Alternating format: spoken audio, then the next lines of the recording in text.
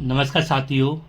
आप सभी जानते हैं कि आपकी जो एनुअल एग्ज़ाम अर्थात वार्षिक परीक्षा 2024 या तो प्रारंभ हो चुकी है या होने वाली है। काफ़ी विद्यार्थियों के मैसेज आ रहे थे कि सर कक्षा 11th विषय केमिस्ट्री के chapter wise most important question आप लेकर आइए। तो आज के इस वीडियो में मैं आपको कक्षा 11th सब्जेक्ट अपना जो केमिस्ट्री है उसका जो एनुअल एग्ज़ाम 2024 को जो पेपर होने वाला है उसके लिए 30 मोस्ट इंपॉर्टेंट क्वेश्चन आपके लिए लेकर आया हूं। तो 30 महत्वपूर्ण क्वेश्चनों की बात करेंगे और ये 30 महत्वपूर्ण क्वेश्चन वो है जो लगभग आपकी जो एनुअल एग्जाम में रिपीट देखने को मिलते हैं। तो वीडियो को शुरू करते हैं। तो ये क्वेश्चन इंपॉर्टेंट क्वेश्चन है वो आपकी स्क्रीन पे सामने आ चुके हैं।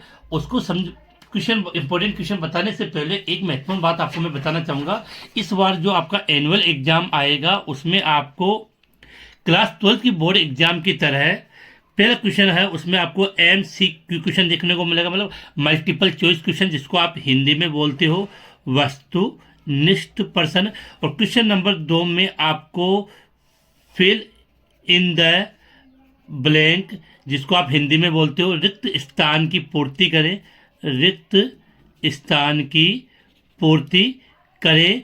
30 क्वेश्चन होते हैं जिसको आप बोलते हैं वेरी शॉर्ट, हिंदी में नाम बोलोगे अति लघुरात्मक।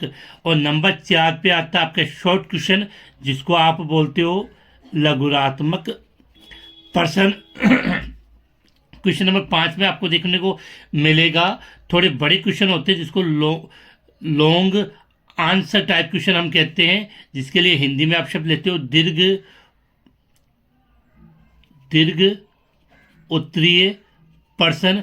और लास्ट वह होता है आपका ऐसे टाइप का जिसको आप बोलते हो निबंधात्मक प्रश्न। तो आपको आपकी एग्जाम में इस प्रकार के क्वेश्चन जरूर देखने को मिलेंगे। तो ये जो मैं मल्टीपल जो आपको 30 इंपॉर्टेंट क्वेश्चन लेकर आया हूँ, आपके पेपर का जो वेटेज होता है वो ज़्यादातर इन बड़े क्वेश्चनों से ही बनता है जिसमें आपको लघुरात्मक, दीर्घ उत्तरीय और निबंधात्मक प्रश्न देखने को मिलते हैं।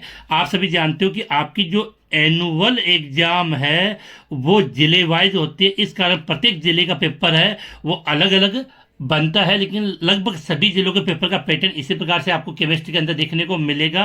तो जो मैं 30 इंपॉर्टेंट क्वेश्चन आज आपको बताने वाला हूं उसमें से आपको ये जो 3 बड़े वाले क्वेश्चन है यहाँ से आपको लगभग संभावना हो गई क्वेश्चन आपको एज इट इज क्वेश्चन देखने को मिलेंगे। तो हम स्टार्ट करते हैं। क्वेश्चन नंबर 1 जो चैप्टर नंबर 1 से है वो आपकी स्क्रीन के सामने आ चुका है। और जो स्टूडेंट फर्स्ट बार इस एम की बूस्टर यूट्यूब चैनल पे आए वो चैनल को लाइक, शेयर और सब्सक्राइब करना ना भूलें, जिससे आप 11th के बाद जब कक्षा 12th में प्रवेश करो तब आपको काफ़ी महत्वपूर्ण नोटिफिकेशन है सोचना वो सबसे पहले प्राप्त हो सके। तो क्वेश्चन नंबर 1, निम्न रासायनिक संयोजन के नियम को समझाइए।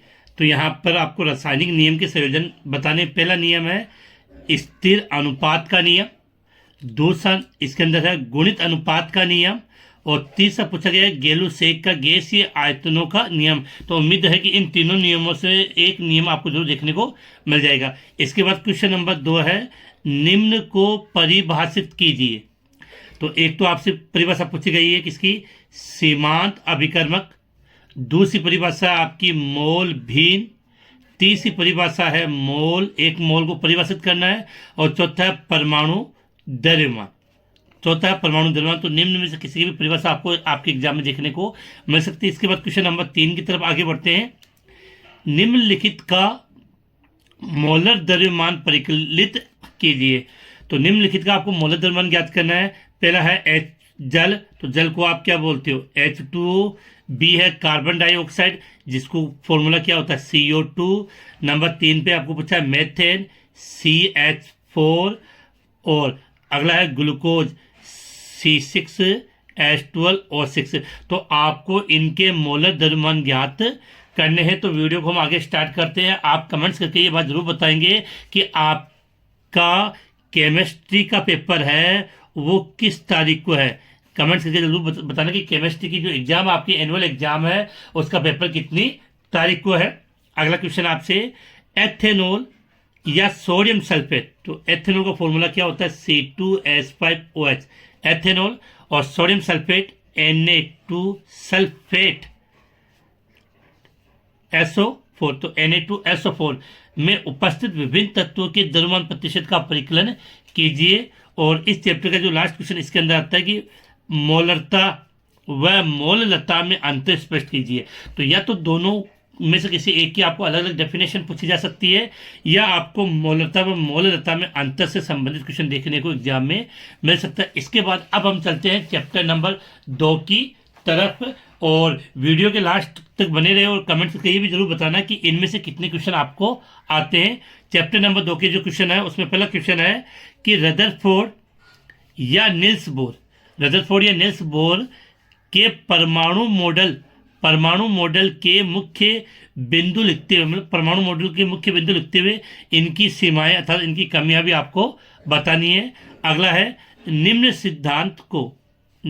सिद्धांत को स्पष्ट करें, जिसमें पहला सिद्धांत है आपका हाइजेनबर्ग का अनिश्चितता का सिद्धांत, दूसरा है पाउली का अपवर्जन सिद्धांत, तीसरा हुंड का अधिकतम बहुलकता का नियम, और नंबर 4 है द्रव्य की द्वैत प्रकृति को सिद्ध करने का क्वेश्चन आ सकता है।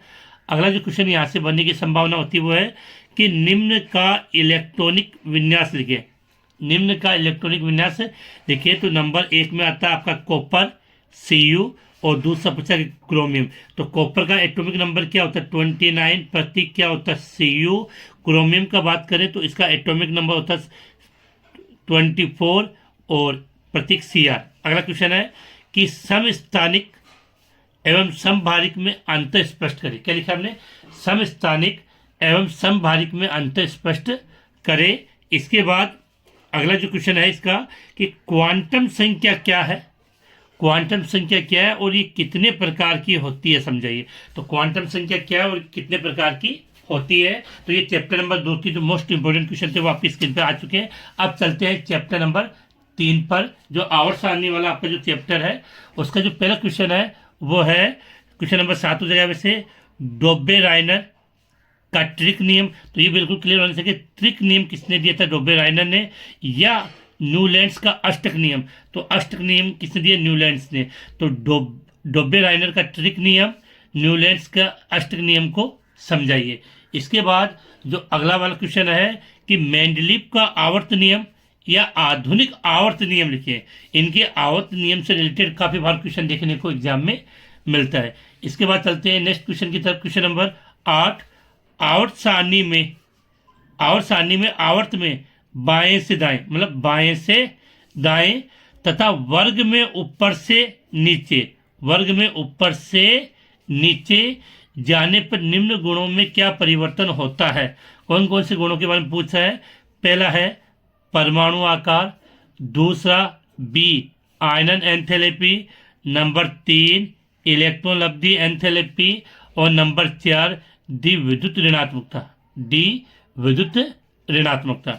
इसके बाद अगला क्वेश्चन है क्वेश्चन नंबर 9, निम्न को समझाइए। इसमें है आपका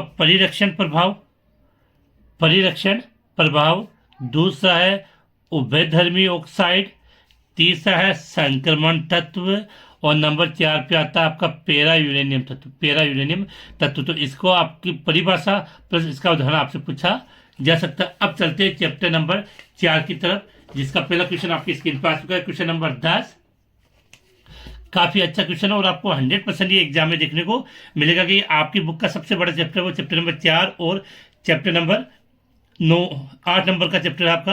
क्वेश्चन की बात करें, C2N2O2 समनाभिकीय द्विपरमाणु अणुओं का, इनमें से किसी भी एक अणु का आपसे पूछा जा सकता है कि C2N2O2 समनाभिकीय द्विपरमाणु अणुओं का आणविक कक्षक ऊर्जा आरेख, इलेक्ट्रॉनिक विन्यास एवं बंध क्रम को बताइए। C2N2O2 समनाभिकीय द्विपरमाणु अणुओं का आणविक कक्षक ऊर्जा आरेख, सम इलेक्ट्रॉनिक विन्यास व बंध क्रम को समझाइए। इसके बाद जो अगला क्वेश्चन है वो आपकी स्क्रीन पे कि निम्नलिखित अणुओं में केंद्रीय परमाणु में संकरण बताते हुए अर्थात हाइब्रिडाइजेशन बताते हुए इनकी आकृति की व्याख्या करनी है। कौन कौन से अणु है? पहला अणु आपका H2, दूसरा है NH3, तीसरा CH4 और चौथा है PCl5। और कमेंट्स करके जो बताना कि इनमें से कौन कौन से क्वेश्चन नहीं आते हैं, जो हम अपने नेक्स्ट वीडियो में जल्द ही उसको हल करवाएं। अगला क्वेश्चन है आपके सामने, हाइड्रोजन बंध किसे कहते हैं, ये कितने प्रकार के होते हैं, उदाहरण देकर समझाइए। तो क्वेश्चन नंबर 11 का अगला क्वेश्चन है, सिग्मा तथा पाई बंध में अंतर स्पष्ट कीजिए। सिग्मा व पाई बंध में अंतर स्पष्ट करना है। मैंने आपको पहले बता दिया कि जो बड़े क्वेश्चन आएंगे उनमें आपको एक क्वेश्चन के अंदर 2 से 3 क्वेश्चन आपको जरूर देखने को मिलेंगे। अगला क्वेश्चन है आपसे कि द्विध्रुव आघूर्ण किसे कहते हैं, द्विध्रुव आघूर्ण किसे कहते हैं, NH3 व NF3 व NF3 में किसका द्विध्रुव आघूर्ण अधिक होता है और क्यों। अगला है दूसरा, अष्टक नियम के निम्न पर अपवाद लिखें। मतलब अष्टक नियम के जो अपवाद है उनका उदाहरण आपको लिखना है। उसमें 3 अपवाद इस प्रकार से आता है कि एक तो केंद्रीय परमाणु का अपूर्ण अष्टक, केंद्रीय परमाणु का अपूर्ण अष्टक, दूसरा विषम इलेक्ट्रॉन अणु, और तीसरा होता है प्रसारित अष्टक। तीसरा क्या है, प्रसारित अष्टक। इसके बाद चलते हैं अगला, फायान या फेजोन जो बोलते हैं, फायान का नियम क्या है तथा इसे प्रभावित करने वाले कारक बताइए। तो ये थे चैप्टर नंबर 4 के इंपॉर्टेंट क्वेश्चन। अब चलते हैं चैप्टर नंबर 5 जो ऊष्मागतिकी से रिलेटेड है। अगला क्वेश्चन है, निम्न को समझाइए, निम्न को समझाइए। तो पहला है ब्रोन हैबर चक्र। ये तो बेटा लगभग आपको एनुअल एग्जाम के पेपर में जरूर देखने को मिल सकता है। ब्रोन हैबर चक्र व हैस का नियम, हैस का नियम। तीसरा निम्न को समझाना, तो पहला हो गया ब्रोन हैबर चक्र, दूसरा हैस का नियम, तीसरा हो गया एंथैल्पी और चौथा एंट्रोपी। तो इनकी परिभाषा और इनके मात्रक आपको याद होने चाहिए। अगला है ऊष्मागतिकी के शून्य नियम को लिखते हुए, ऊष्मागतिकी के शून्य नियम को लिखते हुए प्रथम नियम के गणितीय रूप को व्युत्पन्न करना है। तो ऊष्मागतिकी के शून्य नियम को लिखते हुए प्रथम नियम की गणितीय रूप को आपको व्युत्पन्न करना है। इसके बाद अगला क्वेश्चन है, निम्न को परिभाषित कीजिए, निम्न को परिभाषित कीजिए, जिसमें पहली परिभाषा आपसे पूछी जा रही है कि विलगित निकाय क्या होता है, दूसरा रुद्धोष्म प्रक्रम किसे कहते हैं, तीसरा हो गया ऊष्माधारिता और चौथा होता है जालक एंथैल्पी, जालक एंथैल्पी। इसके बाद आगे बात करें क्वेश्चन नंबर 15।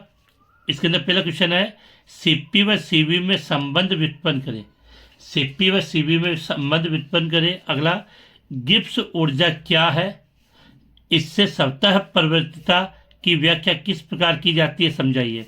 गिब्स ऊर्जा क्या है, इससे स्वतः परिवर्तिता की व्याख्या किस प्रकार की जाती है, समझाइए।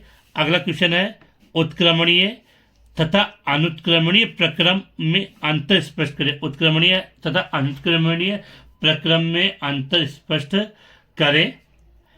तो ये थे आपके चैप्टर नंबर 5 ऊष्मागतिकी थर्मोडायनेमिक्स वाले चैप्टर से क्वेश्चन। इसके बाद अगले चैप्टर की तरफ चलते हैं, साम्य अवस्था।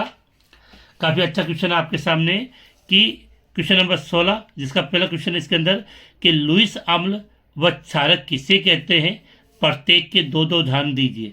लुईस अम्ल व क्षारक किसे कहते हैं, प्रत्येक के 2-2 उदाहरण दीजिए। अगला, बफर विलयन किसे कहते हैं, ये कितने प्रकार के होते हैं, उदाहरण सहित समझाइए।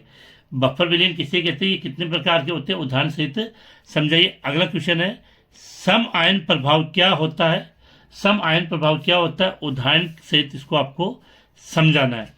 इसके बाद अगला जो क्वेश्चन है कि किसी गैस या अभिक्रिया के लिए, किसी गैस या अभिक्रिया के लिए साम्य अवस्था स्थिरांक Kp किस प्रकार से लिखा जाता है, किसी गैस या अभिक्रिया के लिए साम्य अवस्था स्थिरांक Kp किस प्रकार से लिखा जाता है, तथा Kp व Kc में क्या संबंध होता है। काफी इंपॉर्टेंट संबंध है, एग्जाम में पूछा जाता है कि Kp व Kc में क्या संबंध है और इसकी व्युत्पत्ति किस प्रकार से की, मतलब इसकी व्युत्पत्ति करनी, संबंध को समझाना है। अगला इसके अंदर का क्वेश्चन आता है आपका, लासातेलिय नियम क्या है, समझाइए। लासातेलिय नियम क्या है, समझाइए। इससे रिलेटेड क्वेश्चन भी आपको देखने को मिल सकता है। अगला है, सोडा वाटर की बोतल खोलने पर, सोडा वाटर की बोतल खोलने पर CO2 गैस तेजी से बाहर निकलती है, क्यों। सोडा वाटर की बोतल खोलने पर CO2 गैस तेजी से बाहर निकलती है, क्यों। अगला क्वेश्चन है कि द्रव अनुपातिक क्रिया नियम को परिभाषित कीजिए। क्या लिखा है, द्रव अनुपात द्रव अनुपातिक क्रिया नियम को परिभाषित कीजिए। और इसका लास्ट क्वेश्चन है पीएच स्केल को समझाइए। पीएच स्केल को समझाइए। तो आप कमेंट्स करके जरूर बताइए कि आपका जो केमिस्ट्री का पेपर है वो कितनी तारीख को होने वाला है और आप राजस्थान के कौन से जिले में निवास करते हैं। ये बात जरूर कमेंट्स करके बताइए, जिससे मुझे भी आइडिया लगे कि ये वीडियो कहाँ तक पहुँच पाया। इसके बाद चलते हैं नेक्स्ट क्वेश्चन पे, जो आपके है चैप्टर नंबर 7 से, जो अब चैप्टर वाला है। यहाँ आपको समीकरण चेंज मिल सकते हैं, लेकिन क्वेश्चन इसी प्रकार से देखने को मिलेगा। क्वेश्चन नंबर 19, निम्न यौगिकों में रेखांकित तत्व का आपको क्या ज्ञात करना है? ऑक्सीकरण अंक ज्ञात करना है। निम्न यौगिकों में रेखांकित तत्व का आपको क्या ज्ञात करना है? ऑक्सीकरण अंक ज्ञात करना है, जिसका पहला है KMnO4, दूसरा H2SO4, तीसरा NaBH4 और चौथा आपका K2Cr2O7। इसके बाद ये क्वेश्चन आपको इम्पोर्टेंट है और जरूर आपको आपके एनुअल एग्जाम में देखने को मिलेगा कि निम्न रेडॉक्स अभिक्रियाओं को संतुलित करें। समीकरण या तो ये मिल सकती है, दूसरी भी मिल सकती है, लेकिन प्रश्न आपको जरूर मिलेगा कि निम्न रेडॉक्स अभिक्रिया को आप संतुलित करें। इसके बाद चलते हैं नेक्स्ट क्वेश्चन की तरफ, कि निम्न को परिभाषित करते हुए एक उदाहरण दीजिए। निम्न को परिभाषित करते हुए एक उदाहरण दीजिए। तो पहली परिभाषा आपसे पूछी जा सकती है, असमानुपातन अभिक्रिया क्या होती है? असमानुपातन अभिक्रिया क्या होती है? दूसरी परिभाषा आती है आपके ऑक्सीकरण संख्या की। तीसरी परिभाषा आती है ऑक्सीकरण अपचयन अभिक्रिया की। और चौथी आती है मानक इलेक्ट्रोड विभव की। चौथी क्या आती है? मानक इलेक्ट्रोड विभव की। तो निम्न को परिभाषित करते हुए आपको एक उदाहरण बताना है। अगला क्वेश्चन है galvanic cell, question number 21, galvanic cell का नामांकित चित्र बनाते हुए, गैल्वेनिक सेल का नामांकित चित्र बनाते हुए इसके एनोड एवं कैथोड पे होने वाली रासायनिक अभिक्रिया लिखिए। गैल्वेनिक सेल का नामांकित चित्र बनाते हुए इसके एनोड तथा कैथोड पे होने वाली रासायनिक अभिक्रिया आपको लिखनी है। इसके बाद अगला क्वेश्चन आया इसका, ऑक्सीकारक व अपचायक किसे कहते हैं? एक उदाहरण देकर समझाइए। तो ये क्वेश्चन आपको या तो डायरेक्टली ऐसा मिल जाएगा, या आपको एक समीकरण मिलेगी जहां पर आपको ऑक्सीकारक व अपचायक की पहचान करनी होती है। इसके बाद जो आपका कार्बन के सिद्धांत वाला चैप्टर, उसकी तरफ हम आगे बढ़ते हैं कि क्वेश्चन यहाँ किस प्रकार से आपसे पुटअप किए जाते हैं। तो अगला क्वेश्चन नंबर 22 आपके सामने आ चुका है कि नाभिक रागी और इलेक्ट्रॉन रागी, जिसको आप नाभिक स्नेही व इलेक्ट्रॉन स्नेही भी कहते हो। तो प्रश्न था कि नाभिक रागी व इलेक्ट्रॉन रागी अभिकर्मक किसे कहते हैं, और प्रत्येक के आपको कितने कितने उदाहरण दीजिए, दो दो उदाहरण दीजिए। अगला जो क्वेश्चन आपकी स्क्रीन के सामने आता हुआ है कार्बोनियम, जिसको आप कार्बोकेटाइन भी कहते हो, और कार्बोरेनाइन किसे कहते हैं, उदाहरण दीजिए। कार्बोनियम आयन एवं कार्बोरेनाइन किसे कहते हैं, उदाहरण दीजिए। अगला जो क्वेश्चन आपके सामने है इसका, वो था आपका अति संयुग्मन प्रभाव क्या है, समझाइए। अति संयुग्मन प्रभाव क्या है, समझाइए। इसके अलावा इस चैप्टर से जब आपके एग्जाम में क्वेश्चन देखने को मिलेगा, उसमें ये क्वेश्चन आपको 100% देखने को मिलेगा कि निम्न कार्बनिक यौगिकों का आईपीसी नाम लिखिए। ये कंपाउंड चेंज हो सकते हैं, लेकिन आपको आपकी एनुअल एग्जाम के पेपर में ये जो आईपीएस नाम से रिलेटेड क्वेश्चन जरूर आपको देखने को मिलेगा। जैसे यहाँ पहला है SCHO, दूसरा CH3COOH, तीसरा CH3COCH3 और चौथा CH3CH2OH। इनके आपको कौन से नाम लिखने हैं, IUPAC नाम लिखना है। इसके बाद इसका जो अगला क्वेश्चन है वह है संरचनात्मक समयावस्था किसे कहते हैं, ये कितने प्रकार की होती है, उदाहरण देकर आपको समझाना है, क्योंकि चैप्टर 10 नंबर का और बड़े क्वेश्चन आपको एग्जाम में देखने को मिलेंगे। तो संरचनात्मक समयावस्था किसे कहते हैं, ये कितने प्रकार की होती है, उदाहरण देकर आपको इसको समझाना है। इसके बाद जो अगला क्वेश्चन है वो आता है जैव शक्ति सिद्धांत क्या है, समझाइए। जैव शक्ति सिद्धांत क्या है, समझाइए। इसके बाद नेक्स्ट जो क्वेश्चन है वो आपके सामने है कि प्रभाजी आसवन विधि व क्रोमेटोग्राफी विधि, इन दोनों में से आपको एक जरूर एग्जाम में देखने को मिल जाएगी। तो प्रभाजी आसवन विधि या क्रोमेटोग्राफी विधि को समझाइए। इसके अलावा नाइट्रोजन के आंकलन की दो विधियां हैं, डुमा या केडोल। तो नाइट्रोजन के आंकलन की डुमा ऑब्लिक केडोल विधि, या हैलोजन के आंकलन की केरिस विधि को समझाना है। नाइट्रोजन के आंकलन की डुमा या केडोल विधि व हैलोजन के आंकलन की केरिस विधि को आपको समझाना है। और एक छोटा सा परीक्षण होता है कि लेस से परीक्षण क्या होता है। तत्वों की पहचान के लिए परीक्षण किया जाता है, लेस से परीक्षण। तो ये लेस से परीक्षण क्या होता है, इसके बाद चलते हैं आपके लास्ट जो चैप्टर है हाइड्रोकार्बन वाला, उसके इंपॉर्टेंट क्वेश्चन। ये चैप्टर थोड़ा सा टफ पड़ता है और काफ़ी बच्चों की कन्फ्यूजन भी होता है। तो देखो यहाँ हम बात करते हैं कि एक क्वेश्चन तो आपसे पूछा जा सकता है कि निम्न अभिक्रियाओं की रासायनिक समीकरण लिखिए। इसमें पहली अभिक्रिया आपकी वुल्टेज अभिक्रिया, दूसरी अभिक्रिया विकार्बोक्सिलीकरण अभिक्रिया, और तीसरी है कोल्बे की विद्युत अपघटनी विधि, कोल्बे की विद्युत अपघटनी विधि। और नंबर 4 है एल्कीन का ओजोनी अपघटन। नंबर 4 है एल्कीन का ओजोनी अपघटन। इसके बाद क्वेश्चन नंबर 26 है वो कि एथेन के संरूपण समाविवी बनाइए। एथेन के संरूपण समाविवी बनाइए। दूसरा पेंटेन या हेक्सेन के विभिन्न श्रृंखला समाविवी की संरचना और उनका आईपीसी नाम लिखिए। पेंटेन या हेक्सेन के विभिन्न श्रृंखला समाविवी की संरचना व आईपीसी नाम लिखें। इसके बाद अगला क्वेश्चन है हक्कल का नियम बताइए, जो एरोमेटिकता से रिलेटेड काफी इंपॉर्टेंट है। हक्कल का नियम लिखिए। और अगला जो क्वेश्चन है क्वेश्चन नंबर 27, उसके अंदर आपको इस प्रकार से बोर्ड एग्जाम में रिएक्शन मिलेगी और वहां पर आपको उत्पाद की पहचान करनी होगी। किसकी पहचान करनी होगी? उत्पाद की पहचान करनी होगी। तो इसके पश्चात ये क्वेश्चन नंबर हुआ 27। तो हम बात कर रहे थे कि इम्पोर्टेंट 30 क्वेश्चनों की, तो उनमें से 27 क्वेश्चन मैंने आपको बता दिए हैं। अब क्वेश्चन नंबर 28, 29, 30 आपने पूरी साल भर स्टडी की होगी, तो आप कमेंट्स करके जरूर बताओगे और आपके मैसेज को मैं पिन भी करूंगा कि इन 27 क्वेश्चनों के अलावा आपको ऐसे 3 क्वेश्चन और कौन से लगते हैं जो बोर्ड एग्जाम में पूछे जा सकते हो, आप कमेंट्स करके जरूर बताइए। और आने वाले दिनों में क्लास 11 के बाद आपको इस चैनल पे क्लास 12